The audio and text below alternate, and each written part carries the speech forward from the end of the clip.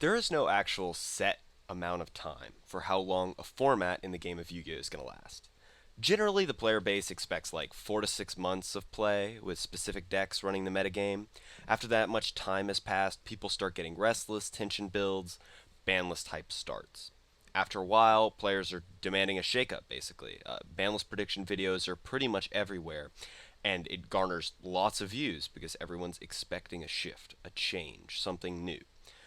There are definitely most formats are typically 4 to 6 months.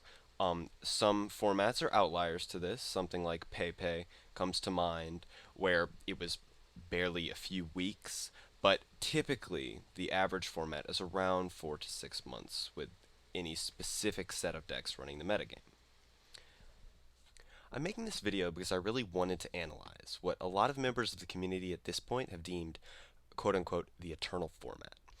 This period of the game lasted, like loosely speaking, from around the end of January of 2019 until the February of 2020. When I refer to this time period as like a format, understand I'm not talking about it in reference to a set amount of time in which there was a single ban list in place. Rather, I'm using the title The Eternal Format to infer the amount of time in which a very specific set of decks were dominating the metagame pretty much without contest. In May of 2018, Dark Saviors debuted the deck known in the OCG as the Brandish Maidens, but more commonly and officially referred to as the Sky Strikers.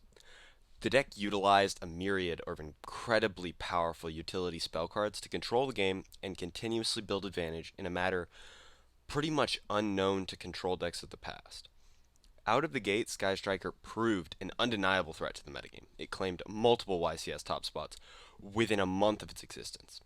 And though Sky Striker was already seeing immense success, the thing I deem the eternal format hadn't begun just yet. Just due to the massive, powerful combo decks like Dark Warrior Goki and the presence of Firewall Dragon, the format was definitely more combo oriented and really denied decks like Sky Striker complete ability to flourish. In October of 2018, the second challenger in our Eternal format appears. Soul Fusion debuting the Thunder Dragon archetype. This deck proved powerful right out of the gate. It seized a large percentage of YCS Niagara's top cut. An important thing to note when talking about the success of Thunder Dragon as a deck is that the deck placed a very heavy check on the previously mentioned Sky Striker strategy. It's not a secret that Sky Striker as a deck really flows when it's able to resolve multiple mobilized engages within a turn, allowing it to amass ridiculous amounts of advantage. The check Thunder Dragon Colossus put on the deck really gave an interesting dynamic to the format as it put a deck in place that really was the counter pick to the Sky Striker strategy. It is important to note that Soul Fusion also debuted core cards for the other two decks that would compete in a power struggle throughout the Eternal format, these decks being Orcust and Salamangreat. But these decks were largely incomplete upon the release of Soul Fusion and only saw minimal success until the archetypes were entirely legal in the TCG.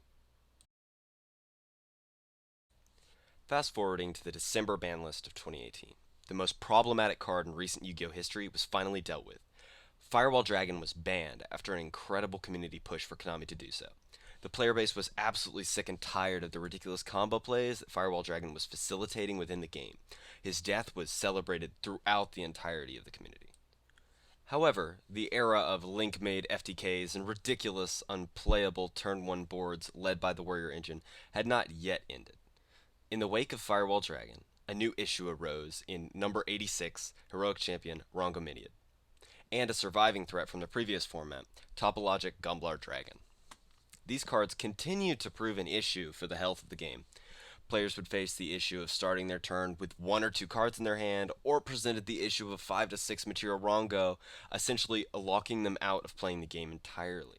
Come the January of 2019, Konami had finally gotten fed up with their player base complaining about disgustingly powerful combo decks running the metagame. This was evident in how they handled the ban list they released on the 25th. Rongo was banned, Gumblar as well. Hits to cards like Galaxy Tomahawk and Dark Grepher also further disabled combo decks running the metagame. The era of meta FTK combo decks had finally come to an end, and in the following months, the quote unquote eternal format finally began. After the January ban list and the loss of Brilliant Fusion as a powerful engine piece, the Thunder Dragon strategy began to evolve. Players took the YCS Sydney decklist Jesse Cotton had innovated with at the beginning of January and played off of it. Thunder went through an interesting development at this time. The control aspect of Thunder Dragon began to disappear entirely as the danger monsters were incorporated to turbo out multiple turn 1 Saryuja Skull Dreads and Guard Dragon Link monsters. Ending on boards with multiple Colossus and a Titan was uncommon now. Rather, Thunder Dragon players began preferring to end on boards with a single Colossus and monsters like Hot Red Dragon Abyss, number 38 Hope Harbinger, and the Hieratic Seal of Heavenly Spheres. The nature of Thunder Dragon as a deck changed. It evolved from a strong Floodgate-esque deck into a monstrous combo deck that could feel completely unstoppable within the right pilot's hands, ending on virtually unbreakable boards. It's pretty hard to even define Danger Thunder as a Thunder Dragon deck at this point in its evolution. It was more so a mix of a lot of different engines that were able to summon multiple Colossus consistently. The set Savage Strike was released in February of 2019. Savage Strike brought notable cards like Guard Dragon LP, Agripane, and Pisty into the TCG. These were key pieces for Dragon combo decks like that of the formerly mentioned Danger Thunder Dragon strategy. And aside from the Guard Dragons, Savage Strike also introduced Orcus Nightmare. This was support for the previously mentioned Orcus Strategy and enabled abuse of the Nightmare engine within the deck. Savage Strike also brought a very meta-relevant hand trap into the TCG in the shape of Fantastical Dragon Phantasme. Along with the evolution of Thunder and the introduction of Savage Strike, February of 2019 held yet another big change for the metagame. The Soul Burner structure deck was released. This structure deck completed what was the highly anticipated Salamangreat strategy that was introduced within Soul Fusion. Salamangreat was a strong mid-range deck that presented a strategy unique to the format thus far. Unlike the other decks in the format, Salamangreat would set up turn 1 boards that would consist of very little engine interruption, aside from a trap card or two. However, the incredible amount of free space the deck held by nature allowed for ridiculous amounts of hand traps or traditional trap cards like Solemn Strike and Paleozoic Deinamiscus within the main deck. Ratios of 10 to 15 hand traps were not uncommon to see within high-placing Salamangreat deck lists. The value Salamangreat Gazelle provided allowed for incredible consistency within turn 1 setups regardless of the other cards in your hand. The deck quickly picked up steam, taking multiple spots in the March UDS Top Cut held in Las Vegas, Nevada. A big thing to note about the Salamangreat deck upon release was that seeing as it was a competitive strategy in the package of a structure deck, the budget nature increased the representation of the deck immensely in comparison to the other two more expensive meta strategies of the time period, namely Thunder Dragon and Sky Striker. At this point in the format, an interesting triangle had developed within the metagame. Salamangreat countering Thunder Dragon, Thunder countering Sky Striker, and Striker having an advantage in the Salamangreat matchup. To elaborate, generally speaking, the amount of hand trap Salamangreat played allowed it to present a strong threat to the now combo-centric Thunder Dragon deck. Salamangreat also had multiple natural tools that gave them an advantage within the Thunder Dragon matchup. Only a few cards like Salamangreat Circle being denied by Colossus and the utility Stalio provided to deal with the issue of a protected Colossus was quite strong within the March and April 2019 metagame. It goes without saying that even though Sky Striker was able to play a significant amount of hand traps in the main deck akin to Salamangreat, the deck still struggled quite a bit with outing just a single Colossus, let alone more than that. The mistake-esque effect Colossus possessed was just that oppressive to a Sky Striker player who did not open the correct number of answers. After all the evolution Thunder had gone through, it seemingly still posed an obvious and clear check on the power of Sky Striker. Regardless of the Thunder Dragon matchup, Striker's standings within the meta was still strong at this point in history. Sky Striker cards like Shark Cannon, Widow Anchor interrupted exactly what Salamangreat as a deck wanted to do. Banishing Jack Jaguars and stealing cards like Gazelle off the field was huge, and with the popularity of salamangreat rising, Sky Striker still held a solid place in the metagame as a counter to Soulburner impersonators everywhere, despite its shortcomings within the Thunder Dragon matchup. Though a few rogue decks did pop up and perform quite well within this time period, namely control strategies like Altergeist and Guru Control, the triangle I presented earlier stayed fairly true to form, and not many decks aside from the big three saw mass success in usage until May of 2019. Come the end of April, Konami introduces yet another ban list, hoping to shake up the meta and put some older strategies to rest. Due to the incredible dominance of Sky Striker since release, Konami hits the deck in a fairly hard way in the limiting of their most important link monster, Sky Striker Ycs Guadalajara, the key to the deck's recursion. Many players at the time noted this as the time that would basically be the end of Sky Striker as a top tier meta deck, pointing to Guadalajara as the nail in the coffin. Other notable hits on this list were the limiting of Lady Debug, a small consistency hit to the Salamangreat strategy, clearly meant to just weaken the deck, as it was a new strategy and Konami doesn't tend to like to hit decks too hard out of the gate.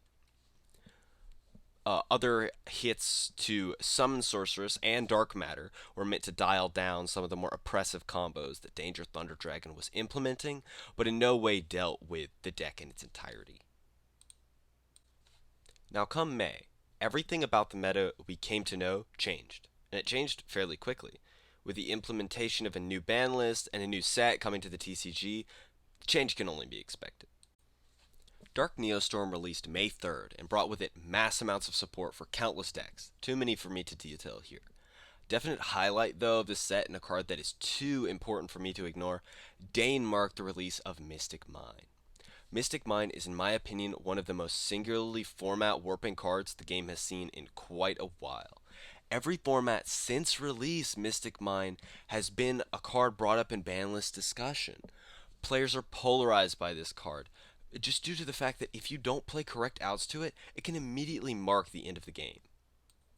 Though nowadays Mystic Mine as a card has fallen out of favor almost completely, at the time of release, it is not an exaggeration to say that a majority of players playing in tournaments were preparing to deal with this card, and they deck built accordingly. Cards like Cosmic Cyclone and Twin Twisters saw more main deck play than ever, not even due to the mass representation of Mystic Mine as a card within the meta, but just simply the fear the card incited, just existing.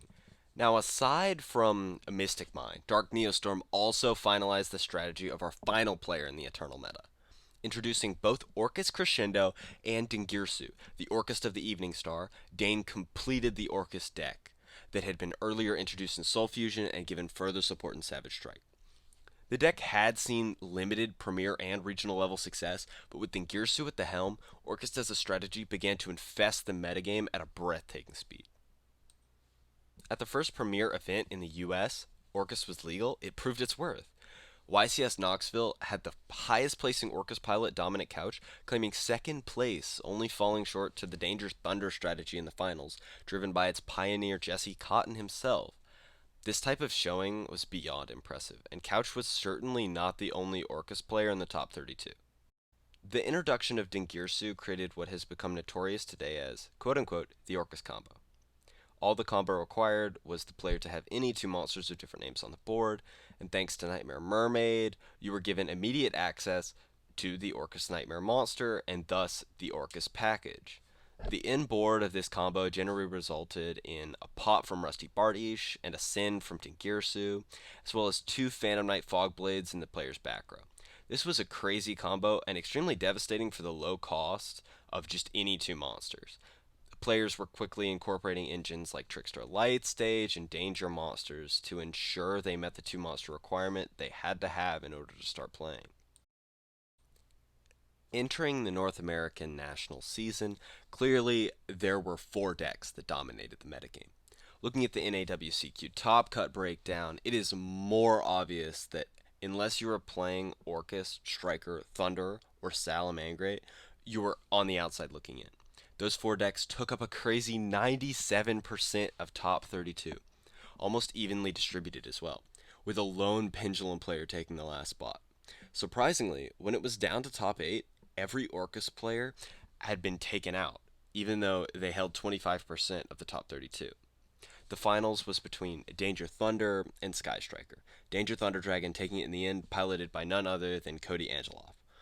Despite Thunder taking it all, the breakout deck from this event was certainly Jesse Cotton's surprise performance with Mystic Mind Sky Striker that utilized the Utopia double package as a tech card to close games faster than opponents expected he would be able to with the Sky Striker strategy. This was something he displayed beautifully in his mirror match feature against Manav Dewar. Another key point of Jesse's striker list was his abuse of Trap Trick into Metaverse to Mystic Mind his opponents on their turn. This began sparking further controversy towards the legality of Mystic Mind and the general health of the card within the game of Yu-Gi-Oh! Even with Orcus just jumping onto the scene, Nationals and Worlds had finalized, and thus banless season approached, and as players tend to get, they were restless. It had been more than a year of Sky Striker's continued representation, and though people thought originally that the Kagari hit would deal with the dominance of Sky Striker, the incredible success through the national season proved how wrong that they were and how incredibly resilient the deck's power was. Striker had held on longer than most meta decks already, and many were just tired of it and ready for it to go. Players were holding Thunder Dragon in a similar regard, as it had been around for quite some time and continued to dominate. Though granted, the Thunder Dragon deck played at the NAWCQ was not even comparable to the Thunder Dragon played formats ago upon release. People were still definitely tired of Colossus. Hearing the pleas of the people, in July of 2019, Konami went to work once again and introduced a new Forbidden and Limited list. This ban list was certainly Konami's attempt to disassemble the decks that had been ruling the meta for some time now with an iron fist. Cards to note that were moved on this were as follows. Rusty Bardiche, Gazelle, Salamangreat Circle, White Dragon Wyverbuster, Black Dragon Collapse Serpent, the Dangers, Jackalope Nessie and Tsuchinoko, and Sky Striker modules multi-roll. The banning of Rusty Bardiche significantly weakened the Orcus combo that the community had come to know. Out of the gate, this hit actually had a lot of people doubt the viability of Orcus as a deck. A limit to both Gazelle and Salamangreat Circle with two hits that had Salamangreat players in a panic due to the weakened consistency, though the released Signet Mining within Dark Neostorm helped with the problems the ban list presented a bit. The limiting of both White Dragon Wyverburster and Black Dragon Collapse Serpent, along with the semi-limits of all three consistently used dangers, being Jackalope, Nessie, and Tsuchinoko, had Thunder Dragon players worrying about the consistent combo potential of Danger Thunder, and finally, the limit to Sky Striker Mecha Modules multi-roll, the hit so much of the player base had been asking for up to this date. People were celebrating this hit, thanking Konami for finally ridding them of the cancer that they called Sky Striker. And the last notable hit on this list were the limits to both Metaverse and Terraforming. These were seemingly to keep Mystic Mind as a card in check, though a lot of players were clearly upset that they didn't just go ahead and hit Mystic Mind and instead neuter the consistency of cards that would get other strategies to their field spell. So was that it? Was the hit to roll and all the other cards Konami dealt with, was that enough to end the dominance of the Big Four? Fuck no. Of course not. Come August, that was so obvious. Uds Indianapolis, the first premier event after the offseason, displayed the continued dominance of Striker, Thunder, Orcust, and Salamangreat once again. The four decks almost perfectly evenly distributed the top cut, with only a few other rogue decks scattered alongside them. Konami had very clearly not done enough to stun any of these decks out of relevance. A week or so later, and YCS Portland is here, displaying the birth of a new breed of deck, the Orcust Hybrid. This YCS introduced Ed Acception's creation, Cyber Dragon Orcust, and also brought the strategy of Lunalite Orcust into the limelight. Both of these Orcust variants played with the theory that when they finished playing with one half of their deck, the Orcust portion would take over. These extra engines were how players attempted to fill in the holes that were left by the missing copy of Rusty Bardiche and the power he had provided. Another notable variant of Orcust introduced in Portland was Hani Jahari's Go Second Orcust deck. This was a strategy focused on baiting the opponent out with strong going second cards like Mind Control, Instant Fusion, Mystic Mine, and the deck's win condition focused on either ending the game quickly with a Boral Sword Dragon OTK, or simply setting up to outgrind the opponent with a modern Orcus combo, which generally consisted of Galatea, Dingirsu, and an Orcus Crescendo. This became one of the more popular variants of Orcust in the coming months. Now, aside from all the different shapes of Orcust, the top cut of Portland also held lots of expected Danger Thunder, Salamangreat, and Striker players throughout Top Cut. Though this was an event with quite a few rogue decks making Top Cut in comparison to the previous UDS. It is important to note that even a few Thunder Dragon players at this event chose to input Orcus cards into their deck. The theory behind this was that just in case they lost their combo, they could simply perform an Orcus combo due to the ease of access to it through extenders. August 30th, 2019, a day after Portland concluded, marked the release of the 2019 Yu-Gi-Oh Megatons. In my opinion, this is one of the most important product releases to the metagame since Dane, due simply to the promotional cards the tins introduced. Up to this point, combo decks like Danger Thunder had gone uncontested due to the lack of power side cards that could deal with their combo, as well as a card like Evenly could deal with Sky Striker. This changed with the introduction of cards like Dark Ruler No More and Nibiru the Primal Being. These promos gave all decks easy side deck answers to powerhouse combo decks like that of Danger Thunder Dragon, and decks had to adapt and find answers to these cards or lose relevance altogether. This concept of natural selection within Yu-Gi-Oh! The idea that if a deck cannot adapt to the new ban lists and products, it will fall off, proved to be completely true looking at data from the next US event that came after Portland, Ycs Niagara. Portland, there was a fair amount of Thunder Dragon players sharing Top Cut with the other powerhouse of the format. However, looking at Niagara, 3% of Top Cut was made up of Thunder, while an astonishing 45% was made up of a multitude of Orcus variants, followed by Sky Striker and Salamangreat. The meta had shifted away from Thunder Dragon for the first time in a long time.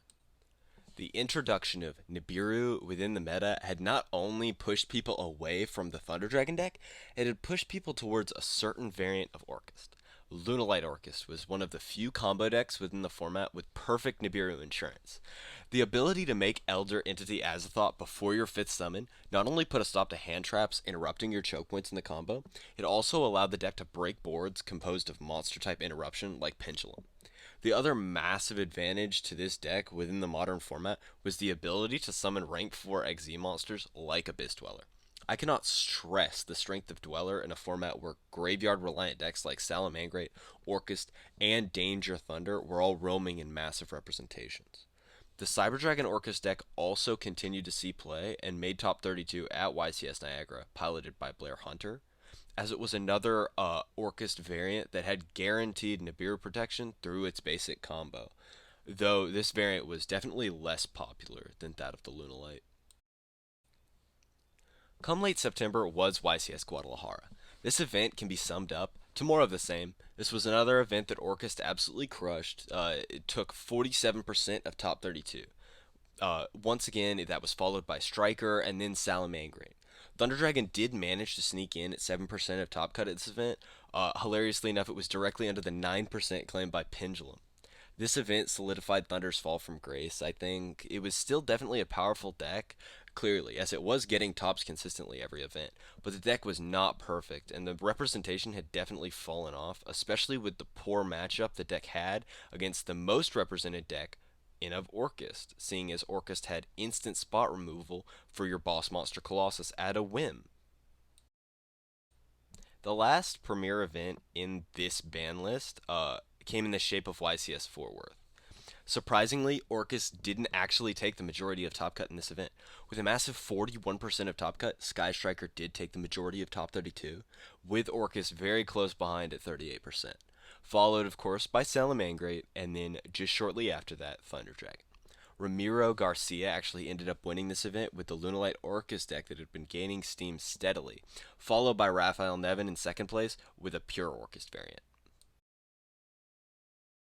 At this point in the format, I don't think it's like surprising to say that people were over it. Any two monsters meaning a full Orcus combo was infuriating to the general player base, and a ban to Nightmare Mermaid was absolutely demanded. Apart from Orcus, people were like extremely sick of Sky Striker at this point. The community had thought now that Sky Striker would have died twice, yet it continued to survive.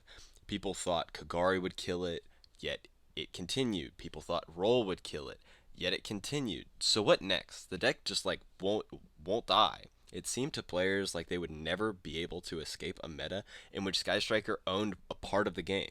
So, a ban list was introduced. The October 2019 ban list was definitely simplistic, but it met what so many people had been requesting up to this point. Nightmare Mermaid was banned, and along with it, the splashable easy access Orcus combo wasn't any longer a thing. And along with Mermaid, Guard Dragon Agripane was also banned.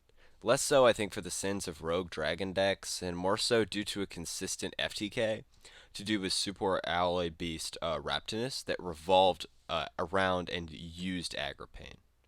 The community had, at this point, I think, generally agreed that the Guard Dragon engine in some way had to be dealt with, as the free value it offered was incredibly strong, regardless of how much counterplay there was with Nibiru.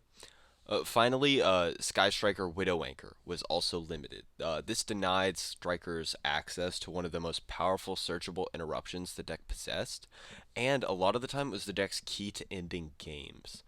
Konami had tried, once again, to level down the power of the Big Four, in hopes for more rogue or newly released strategies to arise in the metagame. Needless to say, that was a hope that did not come to fruition. It is what I call the eternal format, after all. The end of October came with YCS London. Players looked to this event as a sign of whether or not the meta had finally moved past Orcust and Sky Striker, as they had hoped it would. Uh, that couldn't have been further from the truth. Sky Striker, piloted by Pascal Kim, ended up actually winning the entire event in an incredibly engaging final. No pun intended. Kim used Card of Demise and a multitude of power traps in a variant of Sky Striker appropriately referred to by the community as Demise Striker to replace the power lost with Widow Anchor, now it won.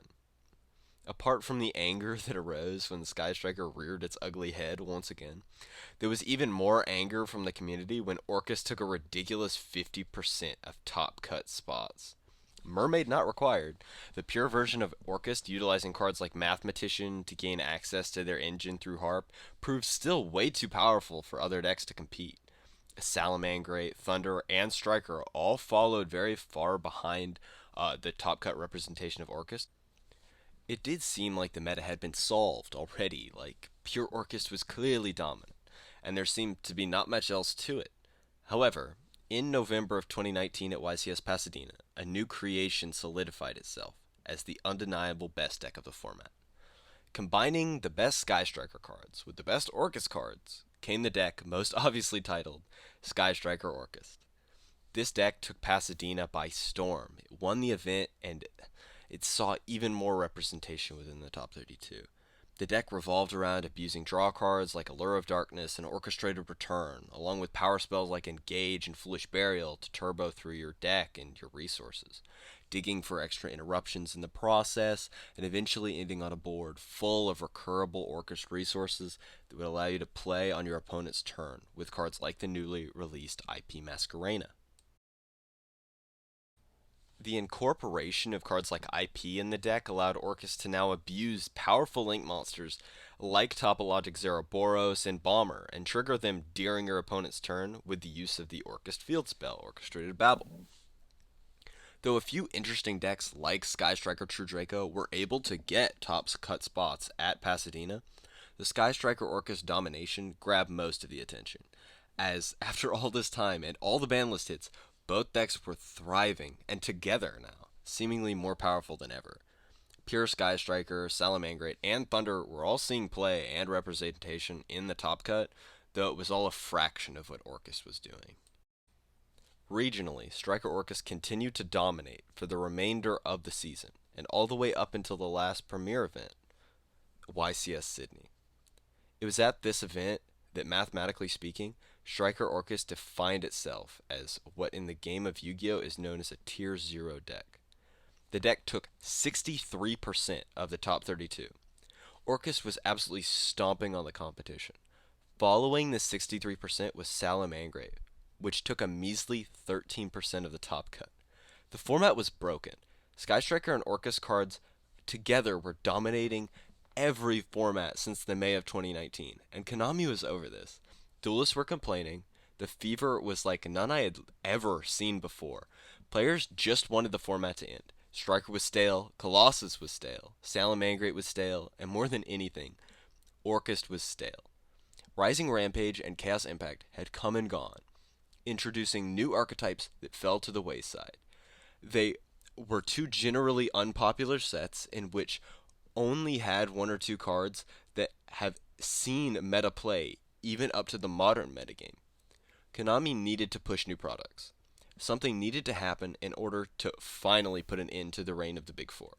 So, Konami stopped beating around the bush and finally decided to give up on trying to conserve the playability of these decks. Quite literally, a slaughter is the only way that I can describe the ban list of January 2020. Cards duelists literally never thought would be outright banned were thrown out the window. The core of every single one of the Big Four was taken and beaten, shredded. Colossus had been banned. Harp Horror had been banned. Engage, after all this time, was finally banned. Even Salamangreat Mirage Stallion was banned. Cards that were not even seeing much or any top cut set representation, cards that had only really seen play in older variants of top cut decks, like Danger Thunder, were banned. Cards like Secus Light were hit. For very little reason. Notorious cards used almost exclusively in rogue strategies like True Draco were also limited, such as Card of Demise and Dragonic Diagram. Ib was another card seeing very little meta play that got hit with a swift ban from Konami on this list.